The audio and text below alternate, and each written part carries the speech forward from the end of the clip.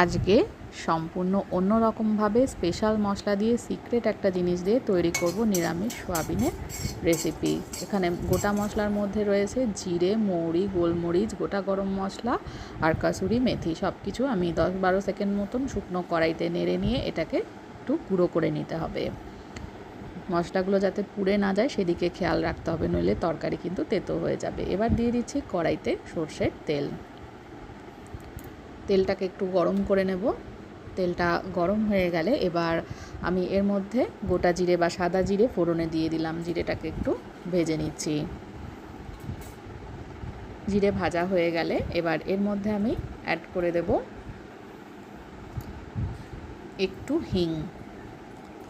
2 পিঞ্চের মতন হিং অ্যাড করে দিলাম। হিংটা কতটা পরিমাণটা দেবেন সেটা হিংয়ের ফ্লেভারের ওপরে নির্ভর করে। আমি যে হিংটা দিলাম এটা কিন্তু অনেক স্ট্রং ফ্লেভার, ওই জন্য অল্প করে দিলাম।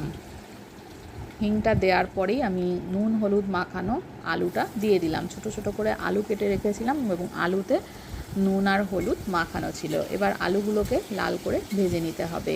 হিং এমন একটা উপাদান যেটা নিরামিষ রান্নায় একটা দারুণ ফ্লেভার আসে, মানে পেঁয়াজের বিকল্প হিসেবে হিং কাজ করে এবং হিং কিন্তু আমাদের হজমেও সাহায্য করে। এবার আলুটাকে লাল করে একটু লালচে করে ভেজে নিতে হবে। তারপরে এর মধ্যে আদা কাঁচা লঙ্কা বাটা দিয়ে দিলাম।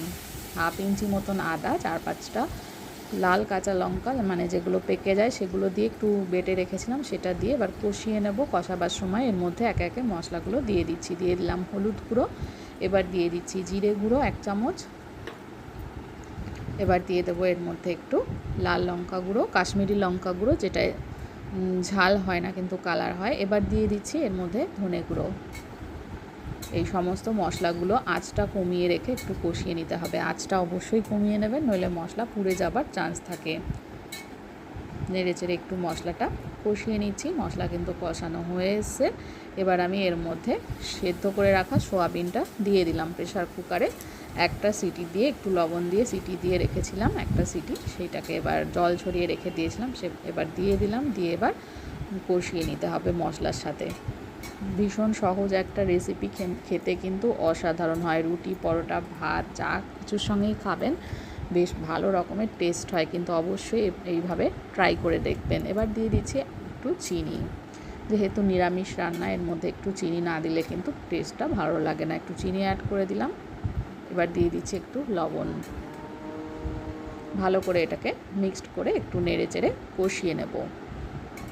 এরপরে আমি এর মধ্যে সেই সিক্রেট জিনিসটা দেব, যার জন্য কিন্তু টেস্টের মাত্রা অনেকটা বেড়ে যাবে। 1 কাপ র চা, এর মধ্যে র চা দিয়ে দিলাম 1 কাপ। দারুণ একটা ফ্লেভার আসে র চা দিলে।